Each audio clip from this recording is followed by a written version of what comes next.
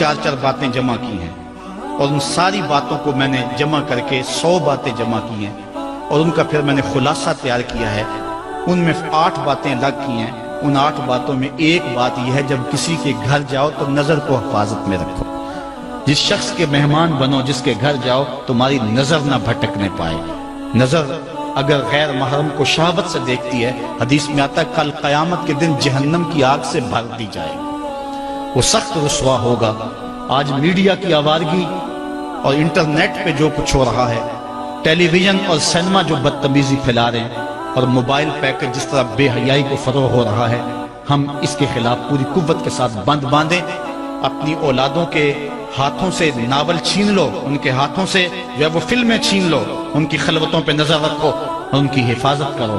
جس شخص کی نظر پاک نہیں ہے، اس کے من میں طہارت نہیں آ سکتی ہے۔ دل پاک نہیں ہے، اس کو جو ہے وہ باطن کا نور نصیب نہیں ہو سکتا۔ وائے قوم کشتہ تدبیر غیر، کار او تخریب خود تعمیر غیر، از حیا بیگانہ پیرانے کہن، نوجوانہ چوں زنا مشغول تن۔ کتنی حکمت والی بات کہی اقبال نے۔ وہ اپنے دور کا دکھڑا سناتا ہے، جس دور سے ہم گزر رہے ہیں اب تو عجیب حال ہو گئے۔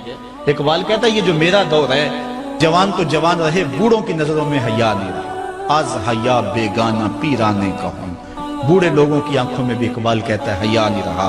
نوجوانہ چوں زنا مشغول تن، اور نوجوان عورتوں کی طرح اپنے تن کے ساتھ لگے ہوئے ہیں، اپنے تن کو سنوارنے میں ہر وقت کنگھی پٹی میں لگے ہوئے ہیں۔ یہ مردوں کا کام نہیں ہوتا، یہ دلیروں اور بہادروں کا کام نہیں ہوتا، یہ عورتوں کے وظیفے ہیں۔ در دل شاں آرزوہا بے ثبات، مردہ زائن از بطون امہات۔ ان کے دلوں میں آرزویں کوئی اور ہی ہیں، اور ماؤں کے پیٹوں سے مردہ جنم لے رہے ہیں۔ دخترانے او بزلف خود اسیر، شوخ چشموں خود نماؤ خود دگیر۔ اور قوم کی بیٹیاں اپنی زلف کی خود قیدی ہو چکی ہیں، اور ہر وقت جو ہے وہ اپنے آپ کو آئینے میں دیکھتی رہتی ہیں۔ ساختہ پرداختہ دل باختہ، ابروان مثل دو تیغ آختہ۔ وہ جو گھر کی رونق تھی، جو آبرو اور حیا کا دوسرا نام تھا، آج وہ دل پھینک قسم کی ہو گئی ہے۔ آہ قوم میں دل سے حق پرداختہ، مرد و مرگ خیش را نہ شناختہ۔ اقبال کہتا ہے ہائے قوم کہ جو مر گئی اور اسے ابھی تک پتہ ہی نہیں چلا کہ میں مر چکی ہوں اور جینے کا سامان نہیں کرتی۔ حضور نے فرمایا ہر دین کی کوئی پہچان ہوتی ہے، میرے دین کی پہچان حیا ہے۔ اگر حیا نہیں ہے تو دین ہی نہیں ہے۔ ہم نے جس دور میں اپنے ماں باپ سے دین سیکھا تو اس وقت اتنے فرقے بھی نہیں تھے، نہ بات بات پہ شرک کے فتوے لگتے تھے، اور نہ ہی لوگ دین کو کاروبار بنائے ہوئے تھے۔ اس وقت کوئی کھڑا ہو کے نعت بھی پڑھتا تھا تو اس کی آنکھیں بند ہوتی تھیں اور تصور مدینے کی گلیوں کا طواف کر رہا ہوتا تھا۔ اور اگر کوئی پیر طریقت تھا تو اس کا مقصد مخلوق کو اللہ تک پہنچانا تھا، لوگوں کا دل اپنی جانب موڑ کے مائل کر کے اپنی جیب گرم کرنا مقصد نہیں تھا۔ اس وقت عالم دین لوگوں کی عقیدتوں کو سمیٹ کر کے، گھیر کر کے، اپنی عقیدت کے دائرے میں ڈال کر کے ان سے سطحی مفاد حاصل کرنے کا دھندا نہیں کرتے تھے۔ اس وقت عالم دین بندے کو گناہ سے نکال کر کے اللہ کی دہلیز پہ سجدہ ریز کرنے کا کام کرتے تھے۔ اور آج ہم دیکھتے ہیں کہ فرقہ پرستوں نے اسلام کو توڑ کے رکھ دیا، اور جو لوگ بیچارے اللہ کے حضور سجدہ ریز ہوتے ہیں ان پر شرک کے اور بدعت کے فتوے لگا کر کے ان کو اسلام سے بدزن کرنے کی کوشش کی، اور نعت خوانیاں ایک بہت بڑا کاروبار بن گیا، اور پیری مریدی ایک بہت بڑا دھندا بن گیا۔ تو اس دور کے اندر اپنی اولاد کو سنبھالنا، وہ طرح طرح کے سوال کرتی ہے، پوچھتی ہے، تو پھر ان کو دین پر مطمئن رکھنا اتنا آسان کام نہیں ہے۔ ہمارے والدین نے ہماری تربیت کی تو ان کے لیے قدرے آسان تھا، لیکن ہمارے لیے اپنی اولاد کو سنبھالنا اور دین کی راہ پہ ڈالنا قدرے مشکل ہے۔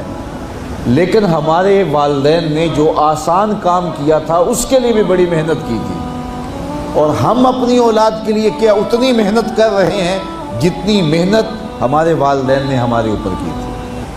تو اگر ہم نہیں کر رہے تو پھر ہماری اگلی اولادیں یا ان کی اگلی نسلیں پھر کن ہاتھوں میں ہوں گے؟ تو اس لیے ہمیں خاص طور پہ سوچنا چاہیے۔ میں نے قرآن مجید کی جو آیت کریمہ پڑھی ہے اس میں ارشاد فرمایا، اپنے آپ کو اور اپنی اولاد کو دوزخ کی آگ سے بچا لو جس کا ایندھن انسان اور پتھر ہے۔ تو مجھے اور آپ کو اپنی اولاد کی حفاظت کرنی چاہیے۔ بعض اوقات ہم وطن چھوڑ کے یہاں آتے ہیں اس لیے کہ ہماری اولادوں کا مستقبل ٹھیک ہو جائے۔ ہم خود پردیس کاٹ لیتے ہیں، تنہائیاں کاٹ لیتے ہیں، اذیتوں سے گزر جاتے ہیں، لیکن اولاد راہ مستقیم سے بھٹک جاتی ہے تو ہم نے ان کی دنیا کی زندگی کی تو سنوار دی، لیکن جو حقیقی ابدی اور سرمدی زندگی ہے جو کبھی ختم ہونے والی نہیں ہے تو وہ برباد ہوگی۔ تو ہم نے اپنی اولاد کا بھلا نہیں کیا ہے، اپنی اولاد کا نقصان کیا۔ تو ہمیں چاہیے کہ ہم اپنی اولادوں کی حفاظت کریں، اور اولادوں کی حفاظت کیا ہے؟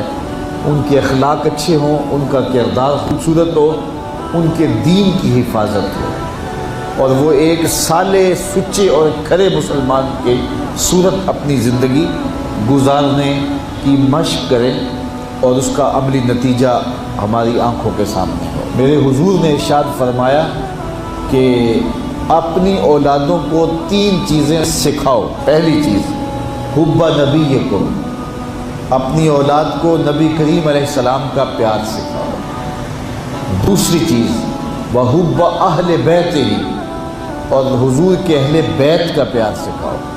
اور تیسری چیز وتلاوت القرآن، انہیں قرآن مجید کی تلاوت کرنا سکھاؤ۔ یہ 3 چیزیں آپ اگر بچپن سے ہی اپنی اولاد کے اندر داخل کر چکے تو پھر آپ کامیاب ہوئے۔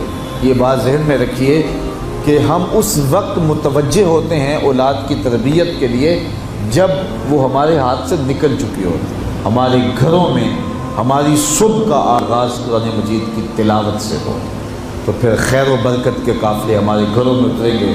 قرآن ہماری زندگی کو بدلنے والی کتاب ہے۔ جب ہمارا ربط اس کتاب سے ہو جائے گا، پختہ تعلق اس کتاب سے قائم ہو جائے گا، تو پھر زمانے کی تیز آندھیاں بھی ہمارے پائے استقلال میں لغزش نہیں لا سکتی ہیں، نہ ہمارے عقائد میں خرابی آ سکتی ہے، نہ ہمارے عمل میں کمزوری آ سکتی ہے۔ اس لیے ہمیں معمول کے طور پہ قرآن مجید کو اپنی زندگیوں میں شامل کرنا چاہیے اور اپنی اولاد کو اس کا خوگر بنانا چاہیے۔ ایک زمانہ تھا کہ ہر گھر میں صبح کو قرآن کھلتا تھا، اور آج وہ دور ہم سے چھوٹتا چلا جا رہا ہے۔ صبح کے وقت موبائل تو کھلتے ہیں لیکن قرآن نہیں کھلتا، جس کا نتیجہ کیا؟ آج بے برکتیوں کے ڈیرے ہیں۔ کثرت مال کے باوجود بھی ہم بے برکتی کی بات کرتے ہیں، اس لیے کہ ہمارے گھروں میں قرآن مجید کا چراغاں نہیں ہے۔